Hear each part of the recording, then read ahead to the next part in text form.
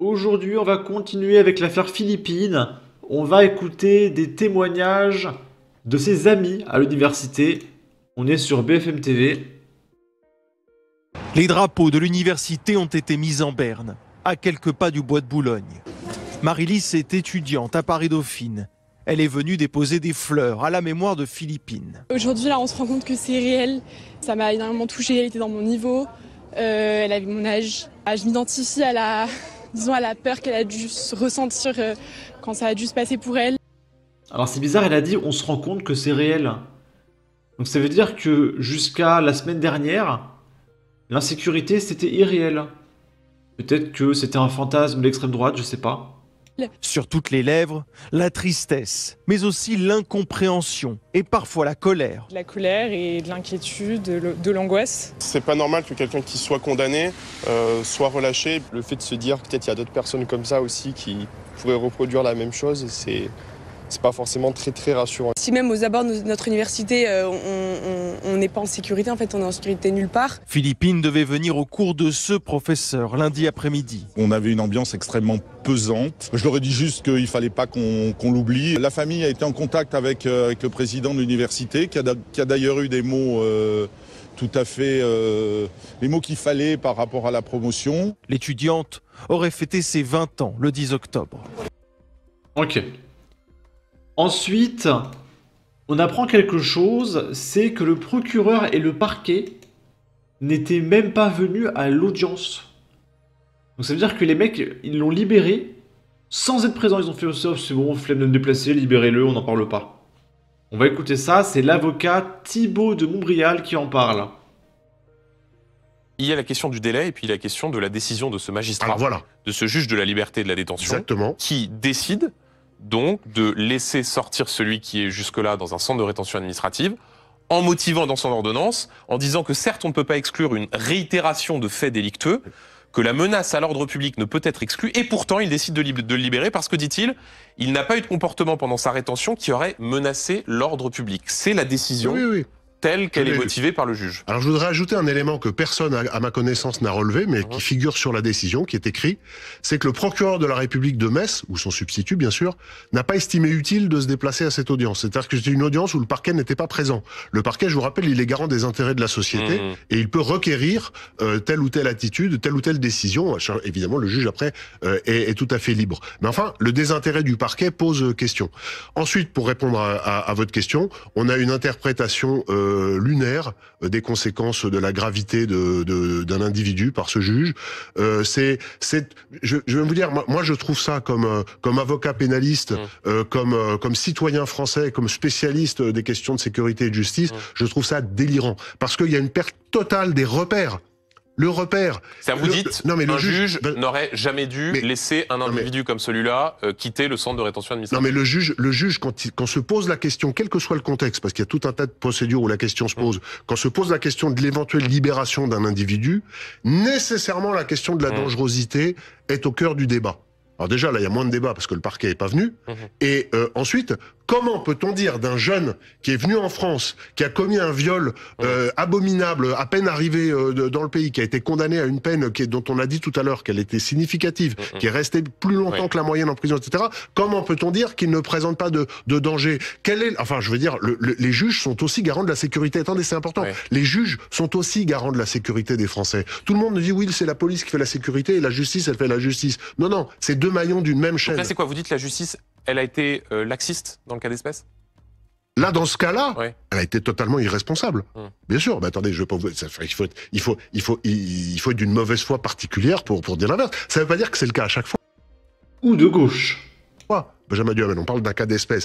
Mais là, de lire sous la plume d'une magistrate que y a une particulière gravité et que pour autant on remet en liberté, c'est quelque chose qui est hallucinant.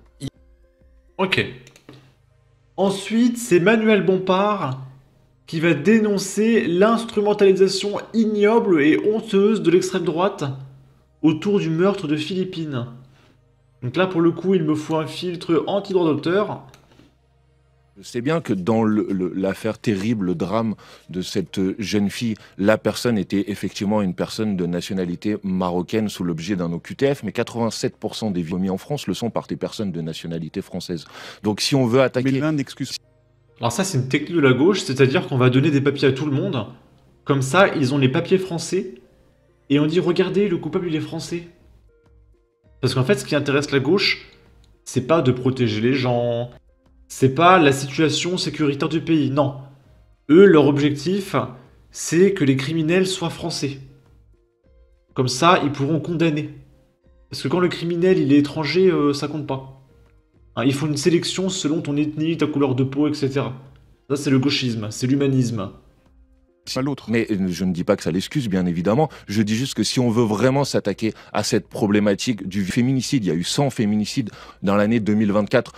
Tous les féminicides n'ont pas été commis par des personnes de nationalité étrangère en situation irrégulière. Si vous voulez vous attaquer à cette question de manière sérieuse, vous pouvez pas considérer, et je suis aussi en colère de la forme d'instrumentalisation totalement ignoble et honteuse à laquelle on assiste depuis plusieurs jours. Parce que qu'est-ce que ça veut dire? Scandale d'État. Mais qu'est-ce que ça veut dire? Ça veut dire que quand une jeune femme en France ou une femme en France ou tuée par une personne de nationalité française, il faudrait rien faire, c'est ça que ça veut dire? Ben moi je suis pas d'accord avec ça. Donc je dis... Je suis désolé, hein, j'arrive pas à comprendre ce qu'il dit. Je vais la remettre, il faut que je comprenne. Mais qu'est-ce que ça veut dire? Ça veut dire que quand une jeune femme en France ou une femme en France ou tuée par une personne de nationalité française, il faudrait rien faire, c'est ça que ça veut dire? Ben moi je suis pas d'accord.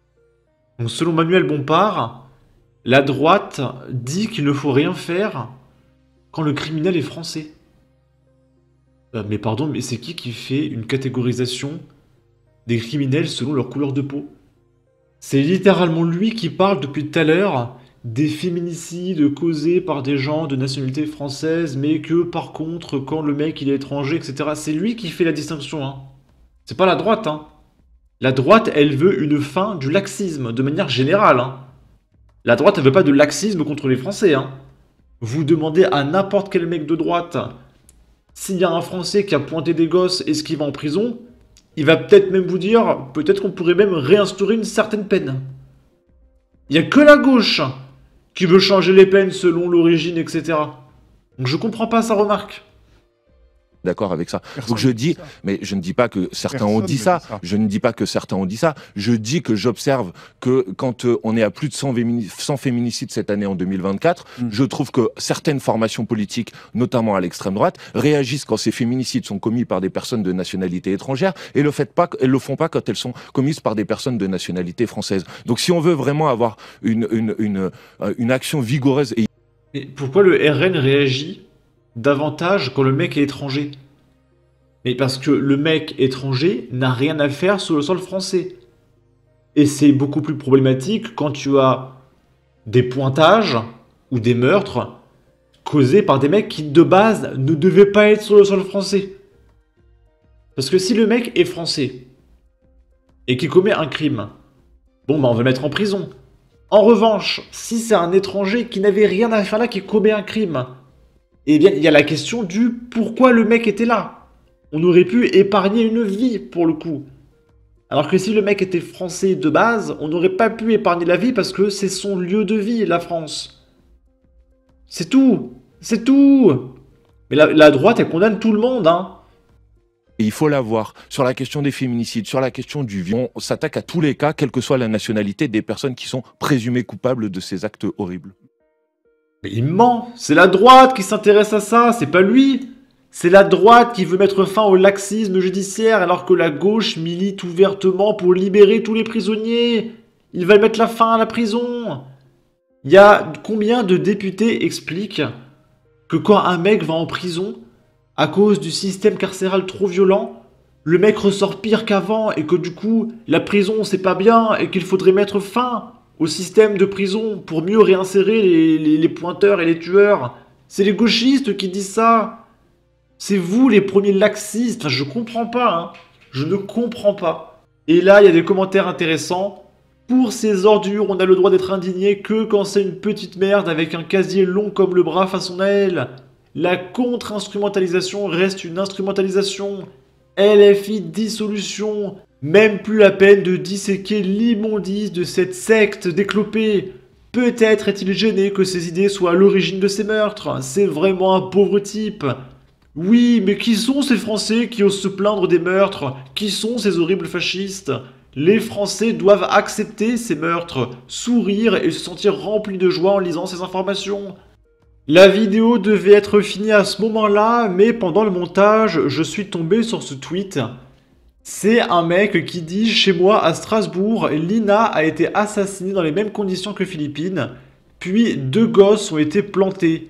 Dans ces 2 affaires, l'extrême droite n'est pas montée au créneau car les criminels étaient blancs. » Juste parce qu'ils étaient blancs, il n'y a aucune autre raison. Le problème, c'est le patriarcat et la culture du pointage. Et il y a un mec qui répond, qui a d'ailleurs une photo de profil assez rigolote, c'est Jean-Luc Mélenchon en camisole. Tu es vraiment assez débile pour ne pas voir la différence entre un meurtre commis par un OQTF multirécidiviste et un Français. T'as pas l'impression que l'un des deux aurait 100% pu être évité si les lois étaient appliquées, espèce de débile. Et je suis resté mesuré parce qu'il n'a pas dit espèce de débile. Et là, il y a un mec qui répond. Donc le mec, il a un drapeau palestinien, etc. Bah ouais, le QTF aurait pu aller te tuer ailleurs. T'es vraiment le racelard que tu penses être. Donc c'est-à-dire que selon ce mec et moult personnes de gauche, c'est beaucoup plus intéressant d'accueillir les terroristes en France pour qu'ils tuent des Français, parce que dans tous les cas, le mec, il aurait tué des gens dans son pays d'origine. Donc plutôt par exemple, que de laisser les terroristes tuer les Pakistanais, on va accueillir tous les terroristes pour qu'ils tuent des Français. Parce qu'il n'y a aucune différence entre un mec qui tue des Pakistanais dans son pays et accueillir un mec pour qu'il tue directement des Français. C'est la même chose. C'est la même chose. On va pas l'expulser quand même, il va quand même tuer des gens. Donc il vaut mieux les accueillir et payer des impôts, taxer les Français pour s'occuper de lui. Voilà, là c'est bien. Ça c'est le gauchisme. Mais ils ont pas honte ces gens-là. Le mec est en train de légitimer ouvertement le fait d'accueillir sur notre sol des tueurs qui vont tuer des gens et le mec est d'accord avec ça. Ça ne change rien parce que dans son pays d'origine, il aurait quand même tué des gens. Et après, si tu n'es pas d'accord avec ça, tu es un fasciste. Tu es un fasciste si tu n'es pas d'accord avec le fait d'accueillir des terroristes qui vont planter tes gosses dans l'école maternelle. Je suis désolé, mais je sais plus quoi dire à un moment donné. On est dans un monde de fous. Je sais pas si c'est à cause de TikTok, de Twitter ou quoi, mais les gens sont devenus des demeurés. Mais vraiment, les gens sont stupides. J'ai l'impression d'être Elon Musk comparé à genre 50% de la population française. S'il vous plaît. S'il vous plaît.